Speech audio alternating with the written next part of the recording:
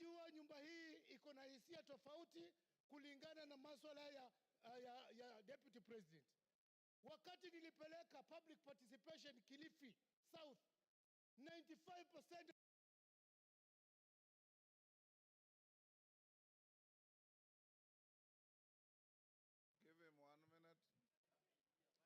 na asante sana msaiki speaker.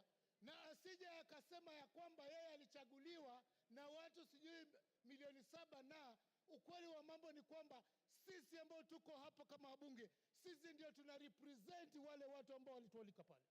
Kwa hivyo asiseme kwamba sisi hatuna uwezo wa kutoa amri au mamlaka ya kwamba yeye agatuliwe mamlakani. Langu ninasihi, wakati umefika. Unajua Mungu akitaka kukumaliza hukuweka kichaa. Mimi sijasema kwamba deputy president akona kichaa. Ninasema tu ya kwamba matamshi yake kama hata chunga yataelekeza kwamba tumshuku katika akili zake. Asante Musaiki speaker. Bashir.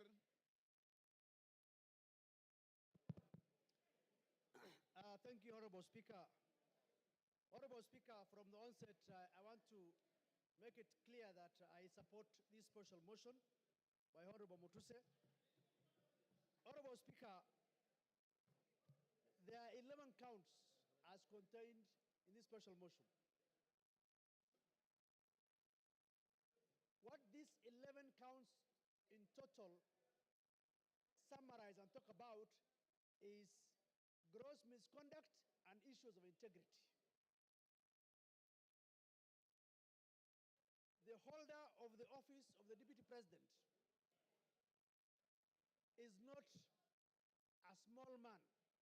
He is just a heartbeat away from the presidency. Looking at the behaviors, actions, utterances of Deputy President GACHAGUA shows you that he does not befit to hold the office of the Deputy President. Honorable Speaker, time and again, His Excellency GACHAGUA has been talking about Murima. But one thing I want people to know is that the same Murima has people who have been elected by the same representative and who are in this house representing the people of Mount Kenya.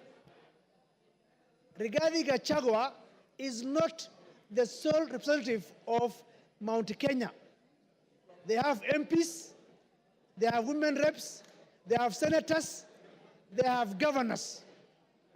He is supposed to represent each and every part of this country called Kenya. Unfortunately, he doesn't understand that bit. Sometimes in July, in a well-attended press conference in Mombasa, intelligence services, and especially in the person of Director General.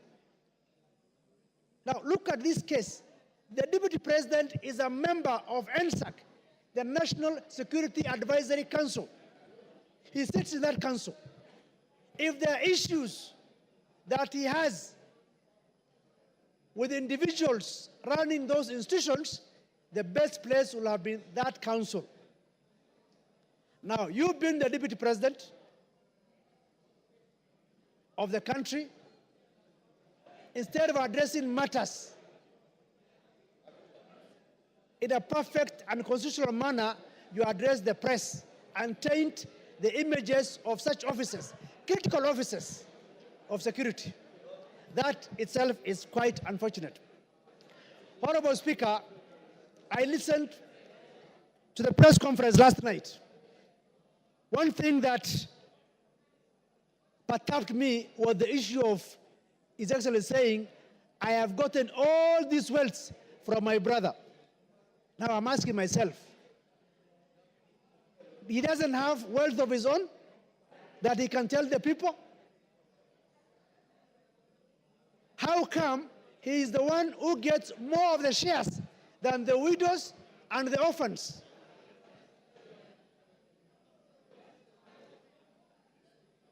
It's also unfortunate that the same Rigathi Gachagua was at one point a district officer in 1997. He was sacked for stealing relief food. What is relief food supposed to go to? To the vulnerable people, vulnerable community of that area. He stole the relief food. We cannot continue to entrust one Rigathi Gachagua with the office of the Deputy President of the Republic of Kenya. We call upon this House to make history for the first time under the new Constitution to say that Rigathi Gachagua does not befit to hold the office of the Deputy President of the Republic of Kenya. The President and the Deputy President are supposed to work in harmony. They are not working in harmony. The President sometimes goes out of the country.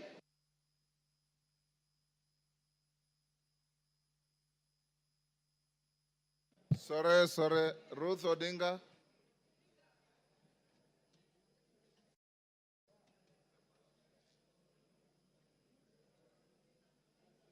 Give her the mic.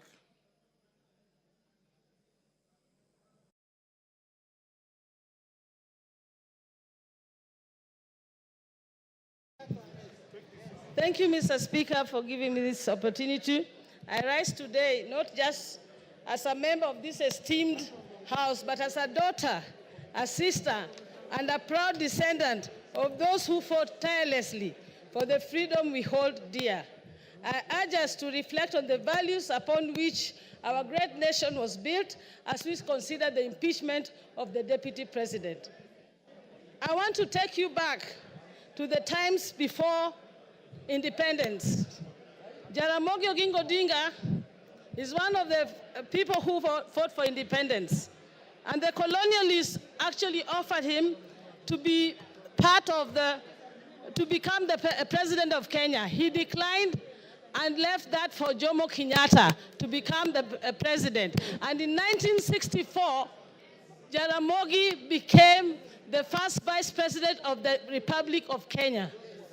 Exactly 2 years down the line, like the 2 years we now have with the deputy president, Jaramogi decided that due to the ideologies that he was holding, which differed from the president, he decided to step down and leave the position of vice president, not for his own good, but for the greater good of the Republic of Kenya.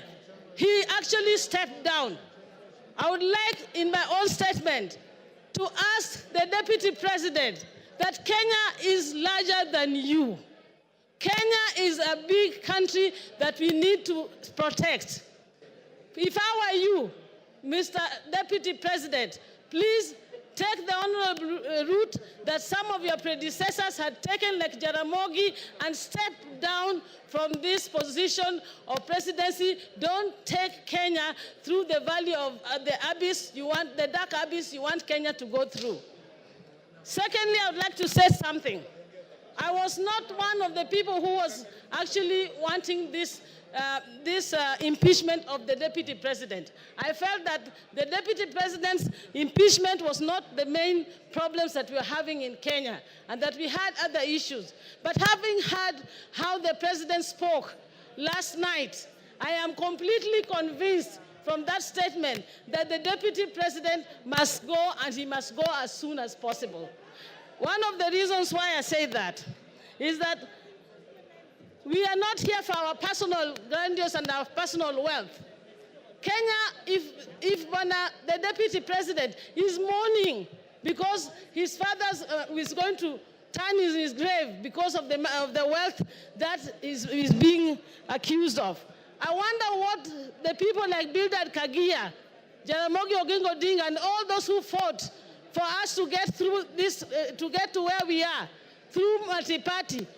Oginga Odinga and all went through house arrest, detention, to make sure that we get the multi-party that we are enjoying in this country, the democracy that we are enjoying. How are they feeling in their grave when now the deputy president is talking about making Kenya a company? What company are you talking about, and shareholders? When Kenya is a country that we have a sovereign country in Kenya. Mr. Deputy President, I was a bit on your side, but you have hanged yourself with your own rope. Whoever informed you to go to the TV yesterday did you a very big disservice. And for that, I support the motion. Mbura Aburi.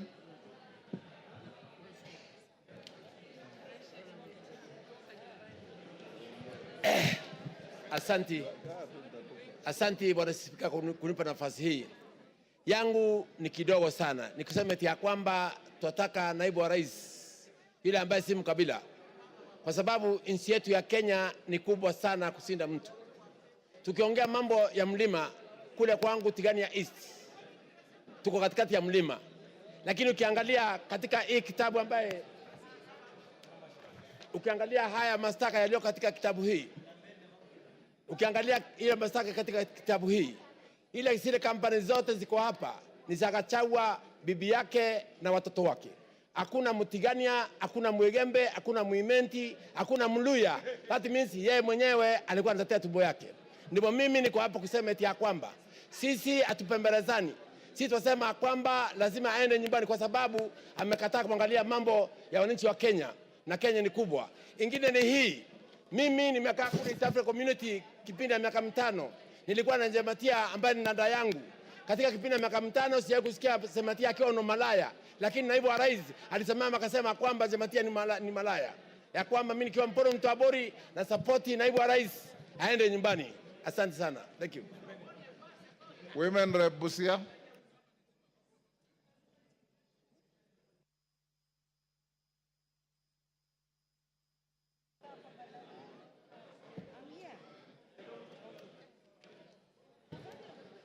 Thank you, Mr. Speaker. I support with a lot of strength this motion because many times I thought I was a tenant in Kenya. And I know I was born and raised in this nation.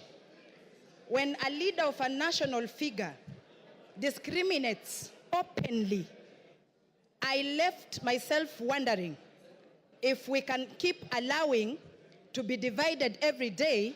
And yet, as leaders, we must be a factor that unites all Kenyans. I want to ask the Deputy President, what message was he sending to Busians who voted for Honorable Maina in Marachi West, in Butlak Sub-County? And what message was he sending to Busians who voted for Honorable Talam in Buhayo West, in Matayos, Busia County?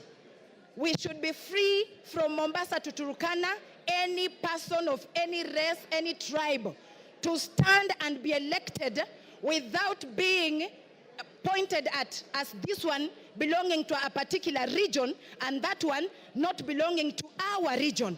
Because Kenya is our country and we are here in this country to build it. If we don't join, because if you go as an individual, you are a drop in the ocean. But together as Kenyans, we are an ocean.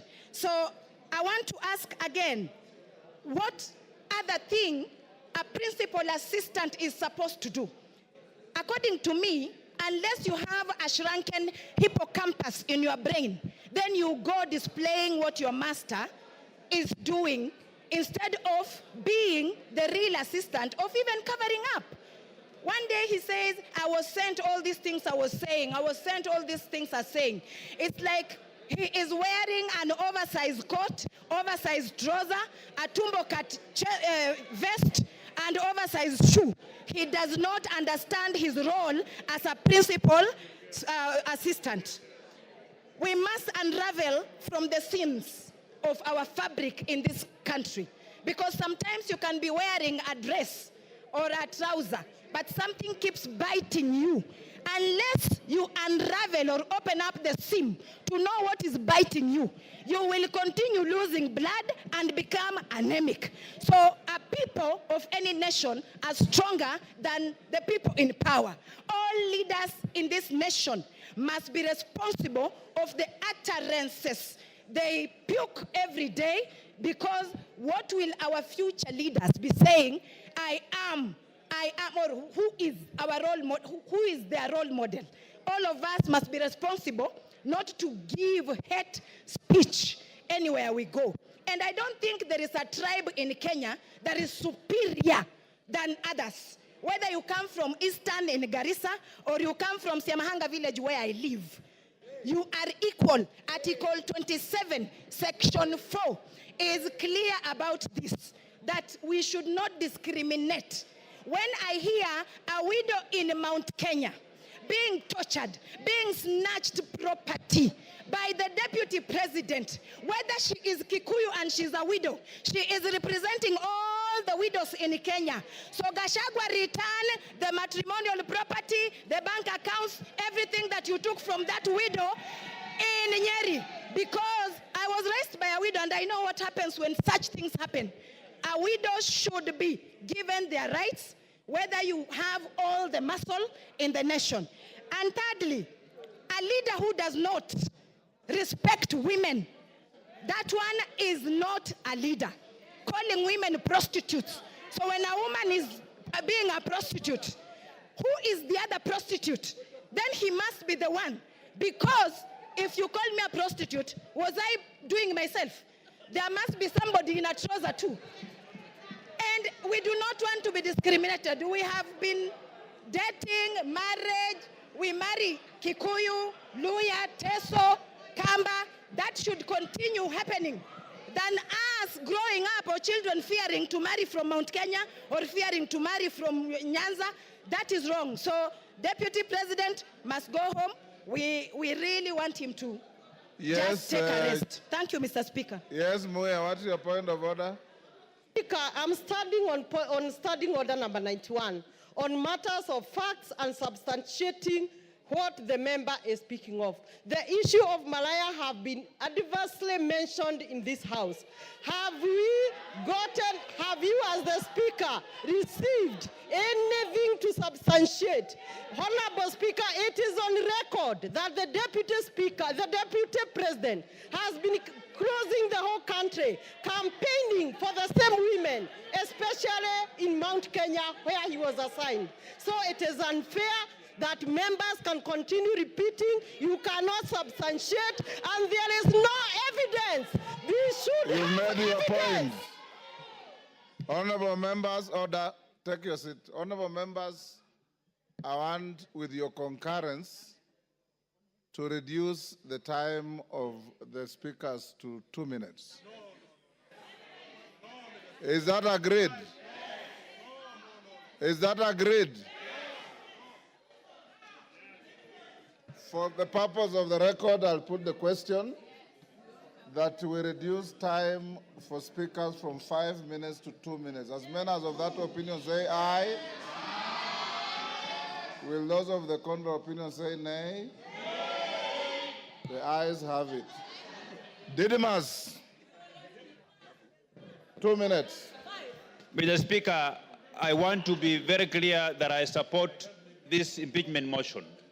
I say so because Kenya, we have more than 42 tribes.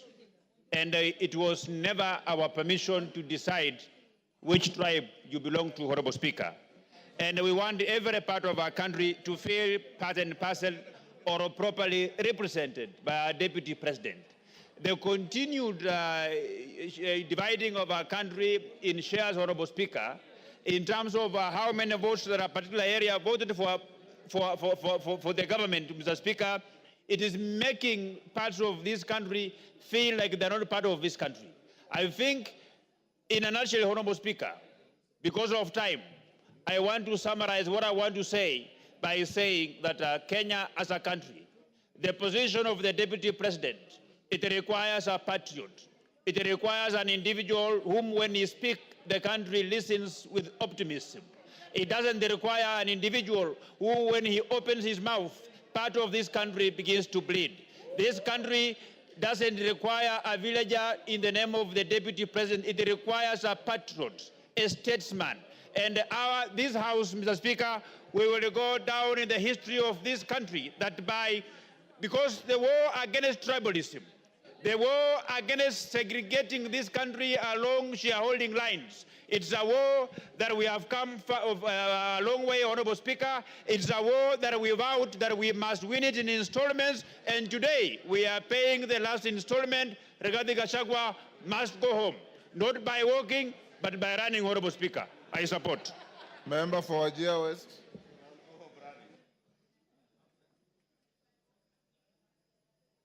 Please here. Thank you, Mr. Speaker, for giving me this opportunity. First, I rise, Mr. Speaker, reluctantly but firmly in support of all the articles of this motion. Mr. Speaker, I say reluctantly because of the following reasons. Normally, Mr. Speaker, as a Muslim leader, I don't rush to support this grave matter like this, to remove the Deputy President of the Republic of Kenya from office after just 2 years of election. But because of the conduct, the behavior of the Deputy President of this country, Mr. Speaker, I have no option but to support this motion.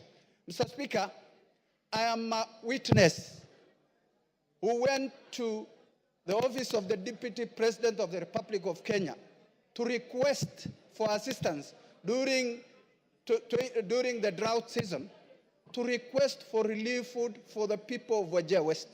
But the utterances of the Deputy President of the Republic of Kenya was shocking, Mr. Speaker. He told me, Mr. Speaker, and I want to confirm to this House, that the Deputy President of the Republic of Kenya told me you have more than your share. It was shocking. I was dejected, hopeless, and left the office in protest, Mr. Speaker.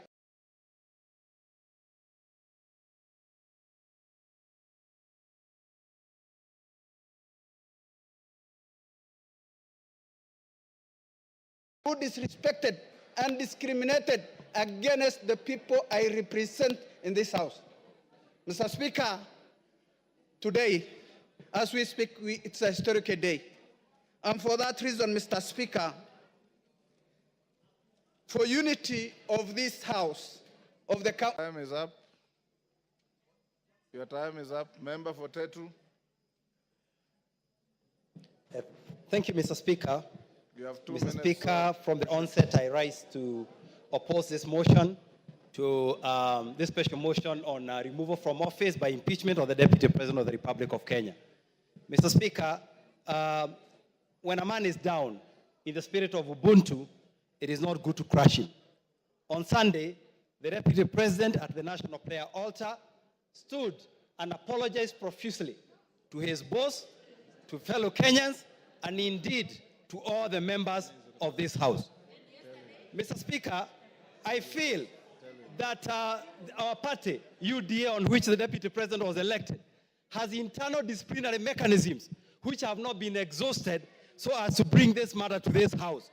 I also feel that in the spirit of us finishing the agenda that we promised Kenyan, this matter can wait to 2027 so that we can focus on service delivery to our people. Mr. Speaker, I will personally request the members of this House to find it in their heart to forgive the Deputy President. And I will personally. Mr. Speaker, you have had honorable member telling this House that in UDA they had not exhausted their disciplinary mechanism. Why did he then decide to sign on the motion? Why did he sign? Mr. Speaker, thank you very much. The matter of... One day to finish up. I did not finish. Is not exhausted. Go on, you have half a minute. Yeah, Mr. Speaker, the matter of my signing, you talked about it, and the matter is rested. Wanjara can come to your office for further explanation. Mr. Speaker, I personally would like to volunteer to lead other leaders in this country, elders, bishops, to ensure that we sit down with the Deputy President so that if there are any issues that he needs to correct, if there are any issues that he needs to align, he can align so that himself can continue serving the people of this country. He has some good in himself, and that good needs to be preserved so that he can finish his work. So, Mr. Speaker, I rise to oppose. Thank you. Umi.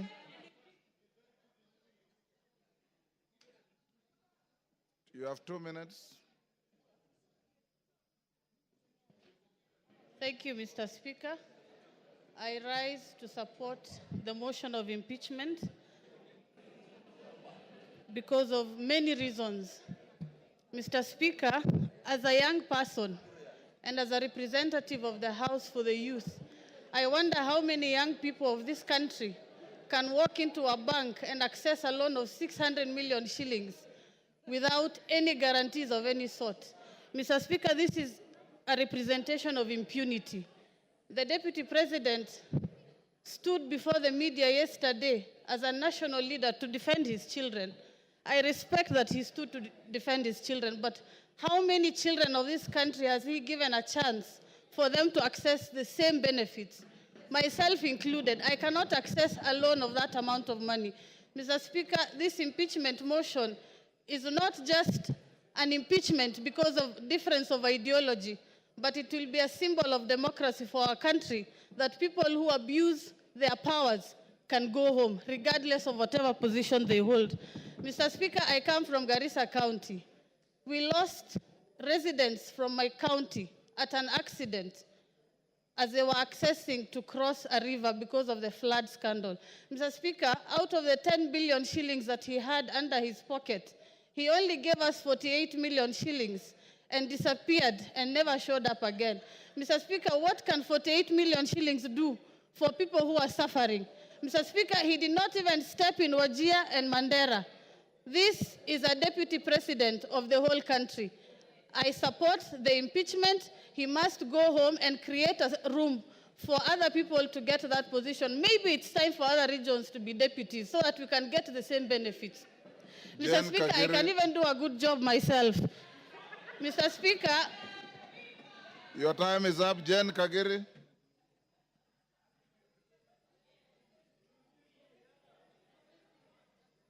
If you read the Constitution, you'll know that you don't qualify to be a deputy president at your age. Jen Kagiri.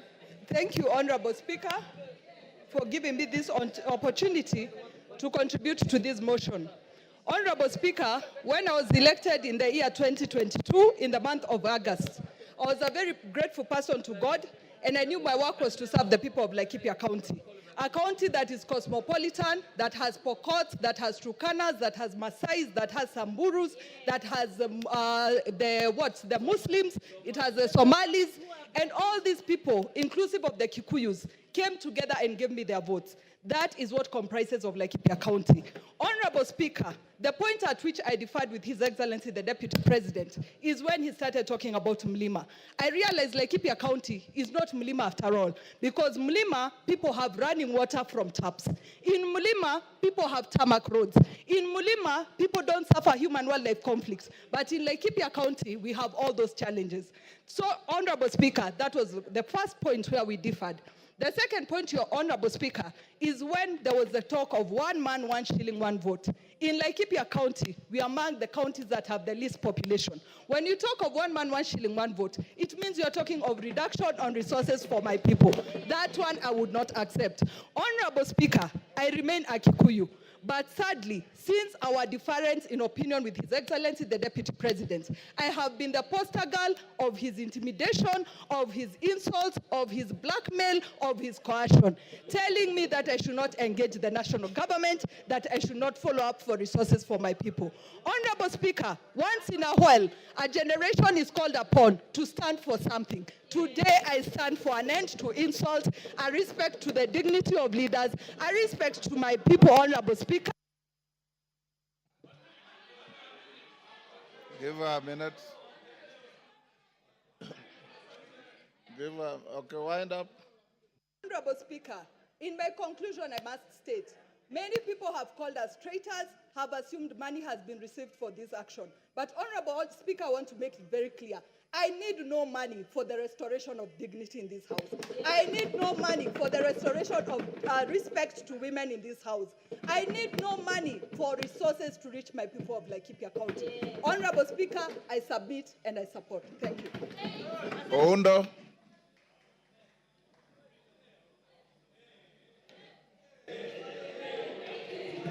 Honorable Speaker, thank you for this opportunity.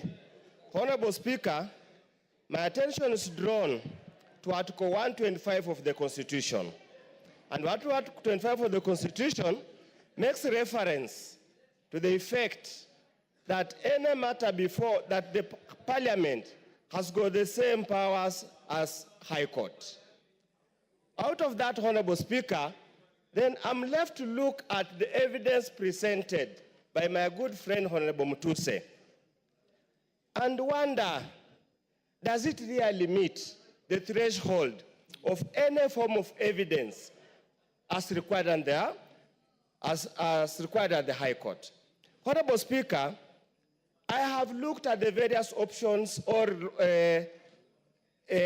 breaches that constitute impeachment: gross violation, crime, gross misconduct, and so many other things, Honorable Speaker. I'm at pain, Honorable Speaker, going through this to find anything that has been proved beyond reasonable doubt to move this House, Honorable Speaker, to take such a drastic action. Considering, Honorable Speaker, these are people elected under Article 148, and the framers of the new Constitution, Honorable Speaker, deliberately inserted Article 148 to avoid the kind of abuse that had been there in the past. Honorable Speaker, if we get to this level, Honorable Speaker, if we get to this level, everybody will be left wondering, what is the role of Parliament in protecting the Constitution? Honorable Speaker, and I want to rephrase Luke 23, verse 4. I find no case against this. Roku. He didn't ask for it. Roku. He didn't ask for any addition. Thank you, Mr. Speaker. Thank you, Mr. Speaker. Mr. Speaker, from onset, I rise to support this motion. Mr. Speaker, when I'm standing here, I'm thinking about the children of the most remote places in the Republic of Kenya.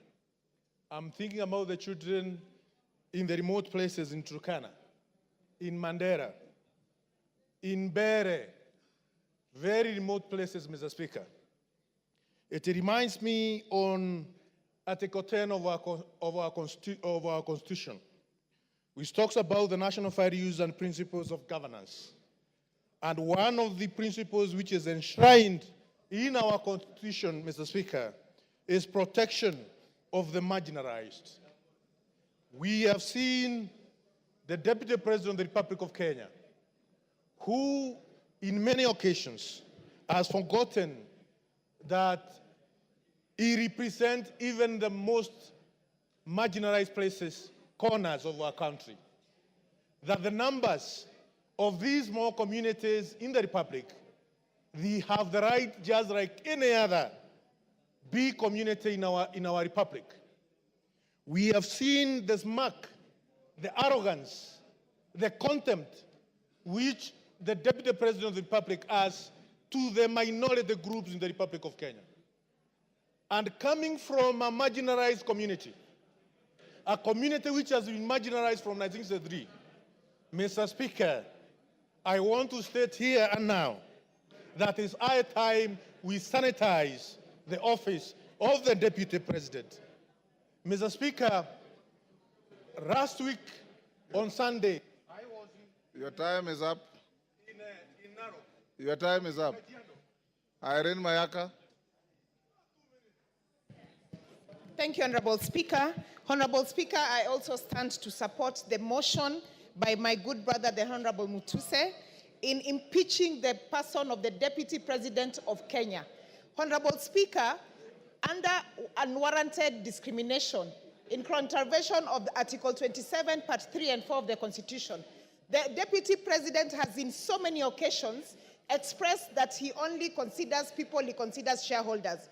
Honorable Speaker, on the 2 occasions that the Deputy President came to Gusiland, on the first occasion while addressing leaders, he told us that the reason why, as Kisses, we should not demand for more things from the government is because we always vote for Mutu wa kitendawili, to quote him.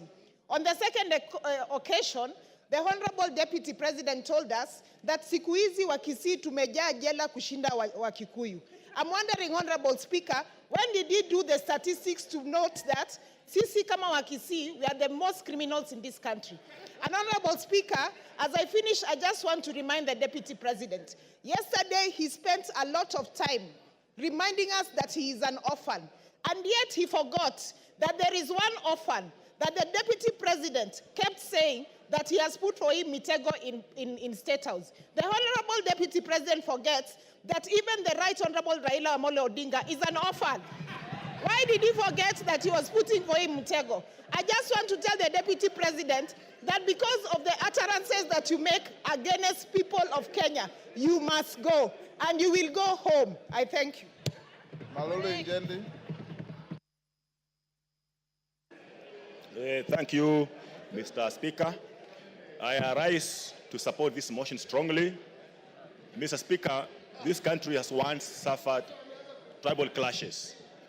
Mr. Speaker, the Deputy President has been always talking about Central Kenya, Mlima, etc., etc. Mr. Speaker, whipping up the tribal feelings.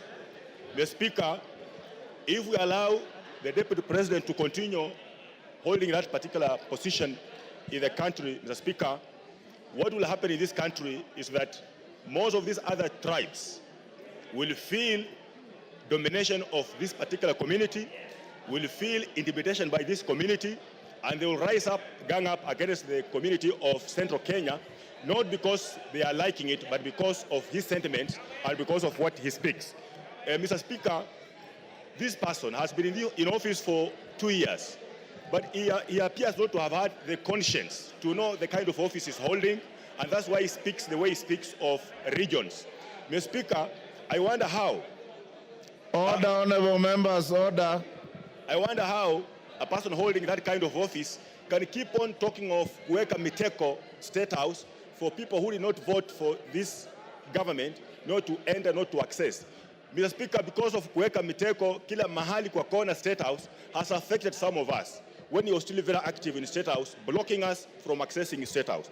Mr. Speaker, the whole issue of shares, I want to tell people from Western Kenya, we are suffering from this because of his input and insisting, embarrassing the president. When he wants to help persons from West Kenya, he says those people don't deserve to have the share they're having in the government. Thank you, Mr. Speaker, I support.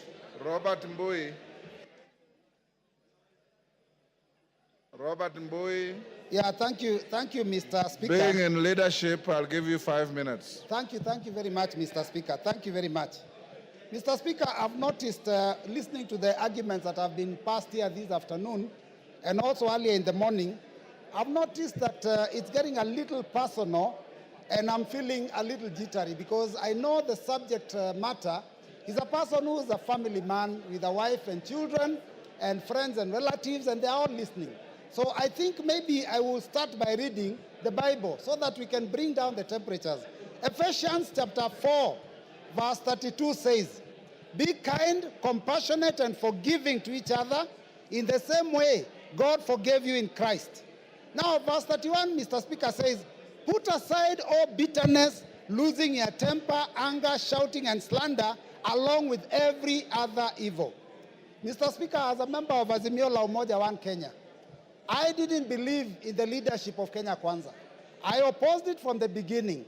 Mr. Speaker, I am vindicated now because I can tell the people of Kathiani that I said that this government is rudderless, is leaderless, is planless. And Mr. Speaker, is also merciless, because within a very short time, the center can no longer hold. Mr. Speaker, former Senator, now Governor James Orengo, famously said in Senate that governments eat their own people. Former leader of majority of the National Assembly, Duale, was eaten by his government. Today is a CS. Former Deputy Speaker of the Senate, Kithure Kindiki, was eaten by his government. Now he's also a CS. Former Chair of Budget of this National Assembly was eaten by his government. Today is the majority leader. I don't know. We are now eating Rigiji. Where will he end up? Mr. Speaker, I have an issue of concern, Mr. Speaker. Yes, Majority Leader. Honorable Speaker, is the Deputy Leader of Minority to assert that I was eaten by my own government, Honorable Speaker, whereas he knows I was never eaten by any government. I only stood firm against tyranny. I stood firm against the bullying that I experienced under that regime. The same bullying I have stood firm against a deputy president today who has been bullying members of parliament. And I have only put my chest forward to defend the rights of all these members, including the Honorable Robert Mbui, who was Honorable Speaker when the Deputy President visited Kathiani. He said to the Honorable Mbui that these Kambas are too few. They can never make a president. Kalonzo can never be anything. How can you defend a person who has disdain for Kalonzo Musyoka, a former vice president of this country? Mbui. Robert Mbui. Thank you, Mr. Speaker. You know, I love the passion and the humor in the majority leader. But Mr. Speaker, I'm also impressed by the energy that I've seen in this house, the vigor, the passion from morning.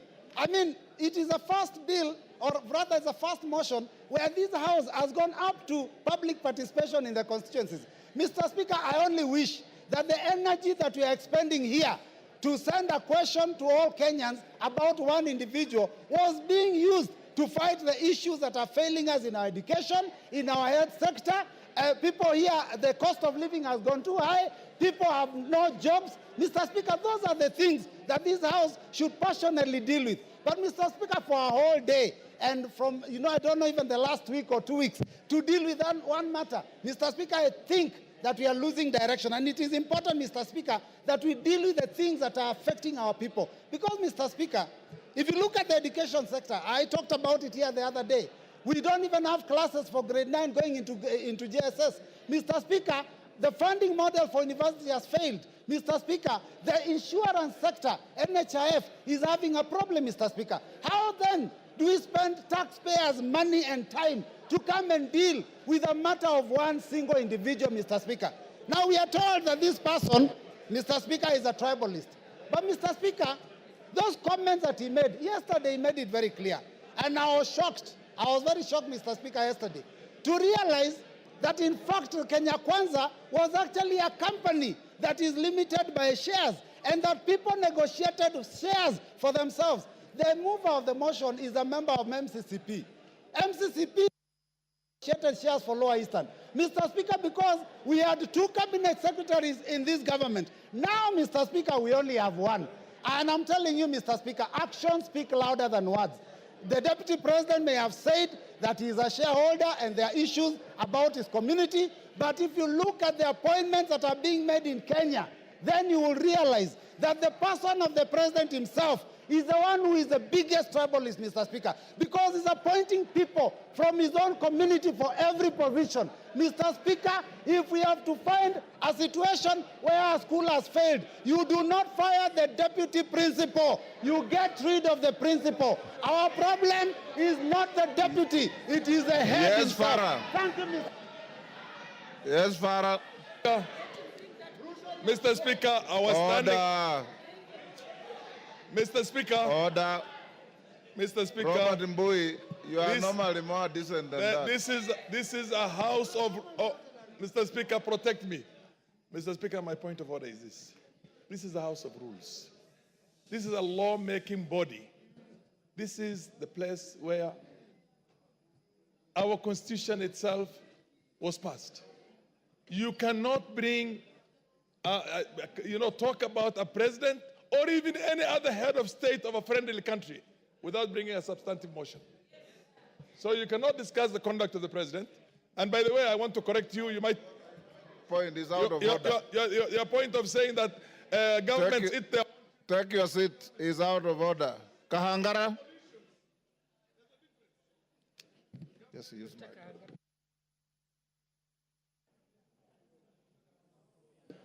Honorable Kahangara.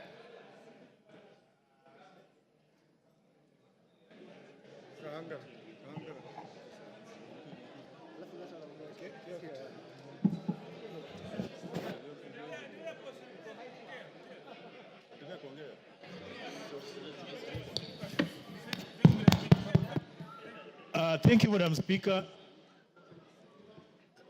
Hold on a second, they're going to put for you the mic. Yes, I can see the mic. Take the one next to Mheshimiwa Fulamu. Take that one, yes.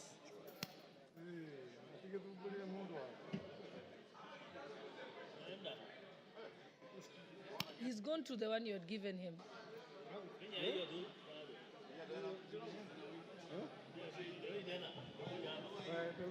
Okay, thank you very much, Madam Speaker, for giving me an opportunity to contribute to this motion. And I want to say that from the onset, I am in support of the motion, the special motion for the impeachment of the Deputy President of the Republic of Kenya. Madam Speaker, let me say that this country, Kenya, is a country that is is led by a constitution, by laws, and a country that is led by of democracy. In this country, Mr. Speaker, every 5 years, Kenyans go to elections to elect their leaders, and after elections, for people to assume office, they take an oath of office where they say that they are going to respect the Constitution, they are going to protect the Constitution of this country. Mr. Speaker, when the Deputy President took oath of office, he promised that he was going to respect the Constitution of Kenya. In his responsibilities, we are told that the President is a symbol of national unity. He's the one who is supposed to be uniting this country and also to respect the diversity of the various communities and tribes in this country. In the same Constitution, it says that the Deputy President is the principal assistant to the President. So if he is the principal assistant to the President, meaning that he performs the duties that are performed by the President. Mr. Speaker, I want to say that the Deputy President has gone around this country talking about shares, meaning that he has put all the tribes of this country into coalition. And I want to thank the member who brought this particular motion, because we are saving this country from somebody who is, I would call a suicide bomber, somebody who is ready to die, somebody who wants to die with Kenyans. And we want to say that we are ready to fight tribalism, ensure that this country continues in... Your time is up, Kangara Kasheri.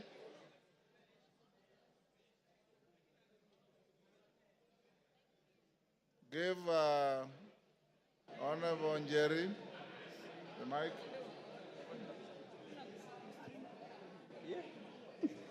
Thank you, Honorable Speaker. I rise to vehemently oppose this motion on behalf of the great people of Kirinyaga. Honorable Speaker, it begs the question, does it not prick our conscience as a House that barely 4 months after passing the grossly unpopular finance bill, which the President himself refused and declined to assent to, that we're here discussing an impeachment motion of the Deputy President of the Republic of Kenya?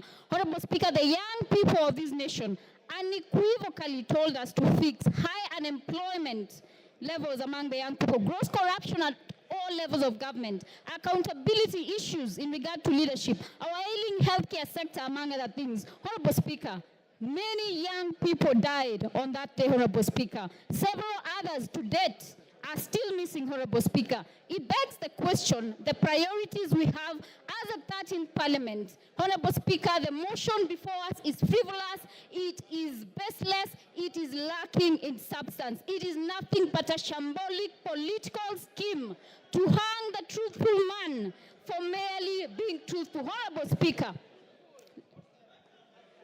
we must redeem the 13th Parliament, Honorable Speaker. We must ensure that we give... Kasheri, take your seat. Yes, Donya. Give Donya the mic. Hold, Jerry, you have about... Yeah. Thank you, Mr. Speaker. Is Honorable Gachagua in order to bring things which have passed, like the finance bill, when we are discussing about the impeachment motion? Those... And Gachagua is my friend, but this one you are wrong, my dear. We are discussing about the impeachment of Gachagua, not finance bill. Let the foregone be the foregone. Honorable Speaker, I would want the honorable member, who is my very good friend, to point what standing order she rose on and what standing order can ensure that I do not speak on matters that have been controverted and that are public information Honorable Speaker. We passed the finance bill, Honorable Speaker. It is a matter of fact. Even if you boo me, I will speak. The young people of this nation deserve more. They want jobs. They want healthcare sorted. The impeachment of the deputy president is a sham political process. Kasheri, order. Jerry shall be heard in silence and dignity. But Jerry, your time is up. Women Rep of Migori. Yes, Wanjala. What is out of order? Give Wanjala. Thank you, Mr. Speaker. Mr. Speaker, the person who is accused, whom we are debating, was supposed to be here by 5. It is 7 minutes past 5. He actually is. Mr. Speaker, can we bar him from coming because he's late? Wanjala, he's already here. Yes. Migori Women Rep. Give to Fatuma.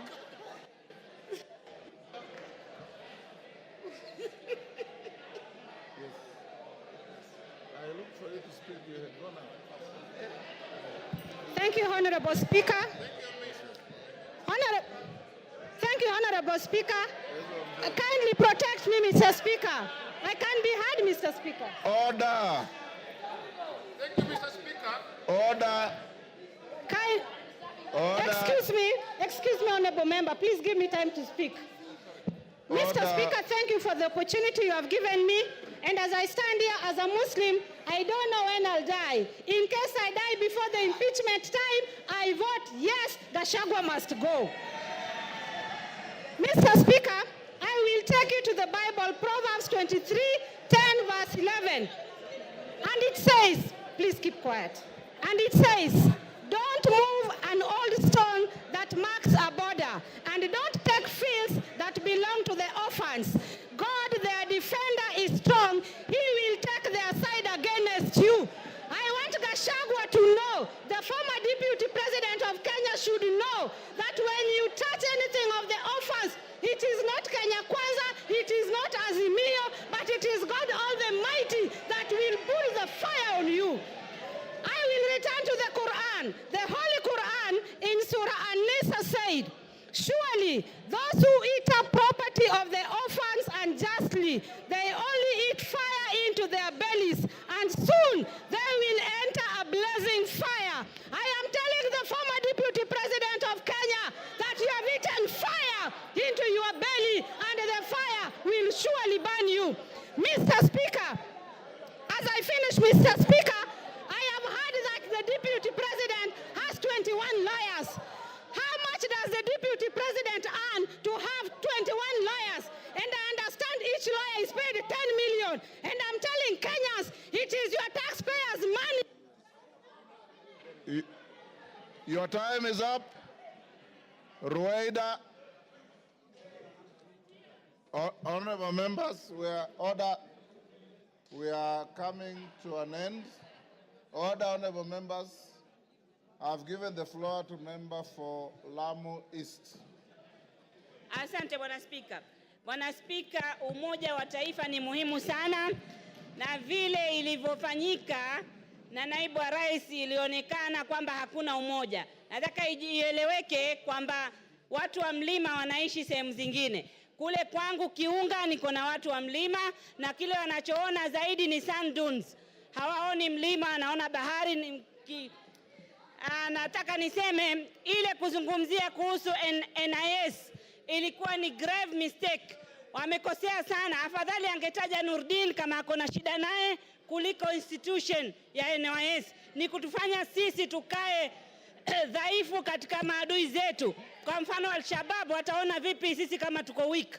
Ingine nasema, ukiwa unatukana mwanamke, na tena hii ikuwe kwa mtu yoyote, yule anatukana mwanamke ajue mwanamume yote anatukana mwanamke, mashimo yako 7 kwa kila mtu alioumbwa. Wanaume wanayo, wanawake wanayo. Kama ni malaya basi ni wote wanaweza kutumia kwa malaya. Hii jina ya malaya nimechoka kusikia.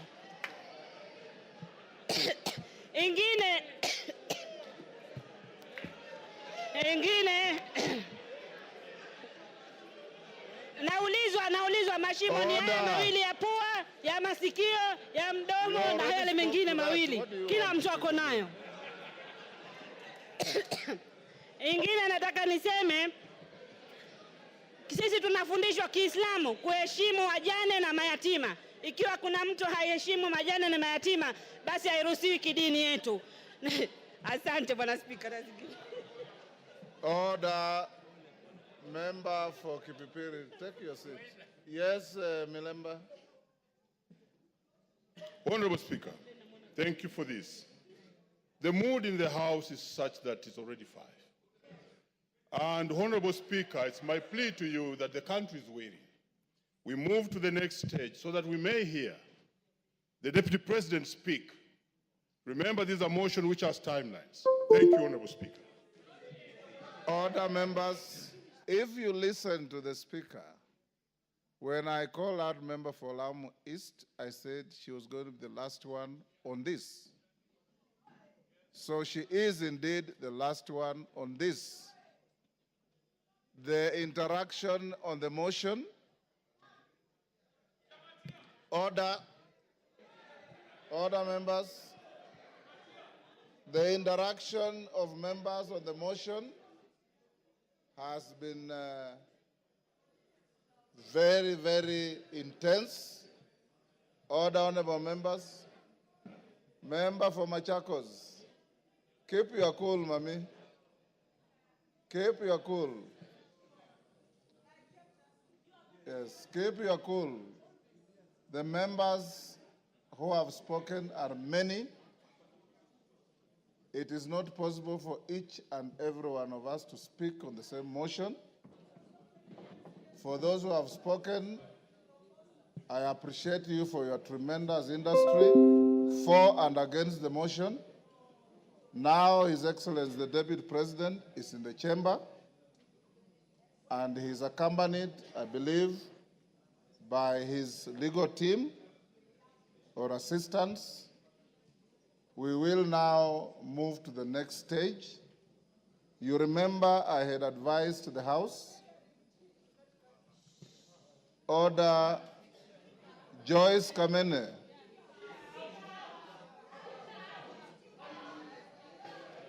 This is not a moment where the Speaker can exercise the option to exclude you from proceedings, but I know you differently. You are normally a very dignified person. I don't know what is the problem today. I want to urge the House that as we move to this stage, you remember we said at 5, the Deputy President had been assigned 2 hours in accordance with the standing orders. The standing orders say not more than 2 hours. So he may exercise to spend the 2 hours or less as he wishes. Secondly, once he finishes, then the minority leader, majority leader will take the floor as we had agreed. After that, then the mover will be invited to reply. And after that, you will go into a voting session. Your Excellency, once you finish, you have the option to remain in the House or to leave because you'll have spent your time as allocated by the House. I want to encourage you members to maintain your silence, to maintain your decorum, and to maintain the dignity of both the House and yourselves in listening to the subject to this motion, who is the Deputy President of the country. And I invite you, Your Excellency, you have a choice. You have a choice between speaking yourself or speaking through your legal counsel. Yes, Kamket, what is out of order? Your Excellency, you may take your seat. Let us hear him. Mr. Speaker, while I did not want to interrupt His Excellency the Deputy President, who is my brother-in-law, Mr. Speaker, yesterday the Deputy President on national television referred to this House in unpalatable terms. And Mr. Speaker, while it is his right to say whatever he wants to say, as a former member himself, Mr. Speaker, would I be in order, Mr. Speaker, that the Deputy President, as a precursor to his speech, apologizes to this House? Mr. Speaker, this House, Mr. Speaker, he used the words, he referred to this House as a theater of the absurd. Mr. Speaker, this House is an honorable House of the people of Kenya. These are elected members of Parliament, Mr. Speaker. This House is neither a theater, neither is there absurdity in this House, Mr. Speaker. So I would request, Mr. Speaker, that the Honorable Deputy President exercises, dignifies this House by offering an apology. I know he has very little support in this House now. You've made your point. But he may get a little support even just from that apology. He has to apologize to this House, Mr. Speaker, before he proceeds with his speech, Mr. Speaker. Thank you very much. Order.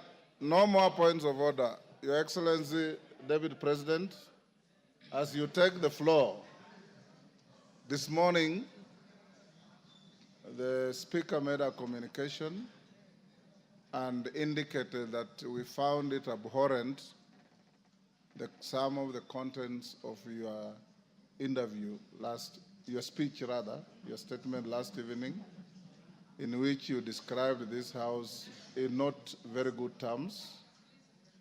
We also indicated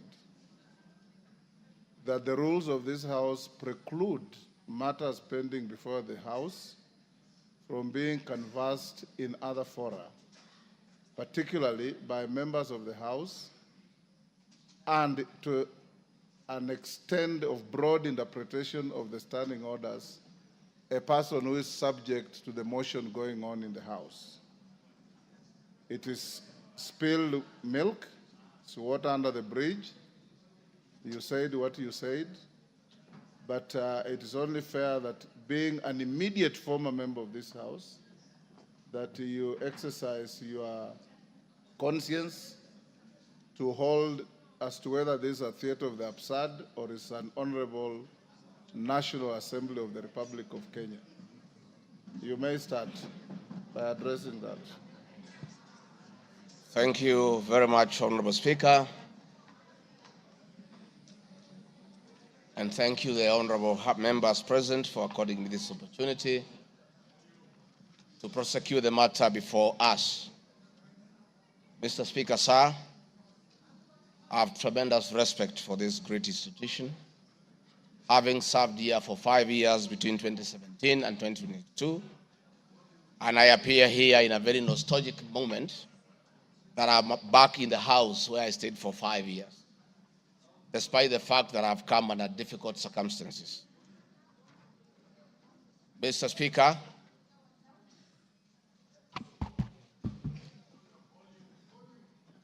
maybe the sound people, is that okay now? Mr. Speaker, sir, and the honorable members, I want to thank you for giving me the opportunity. I hope, Your Excellency, you have been advised by your lawyers that you are here to respond to specific issues in the motion.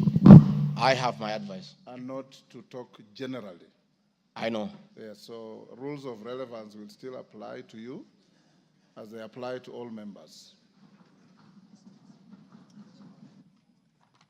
Mr. Speaker, the motion before this great House alleges that 2 years ago, since assuming office, I have acquired property and wealth whose estimated value 5.2 billion shillings, a significant number of properties to which this sum of 5.2 billion is erroneously and maliciously attached belongs to my late brother, the late Honorable James GACHAGUA, and as demonstrated by his will, a copy of which is attached.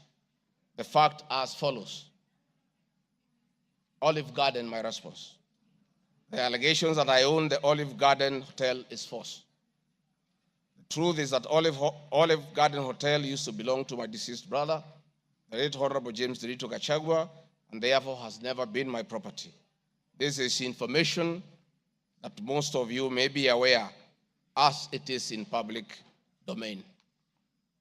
Upon his demise, my late brother left a will in which, in his recognition that I can take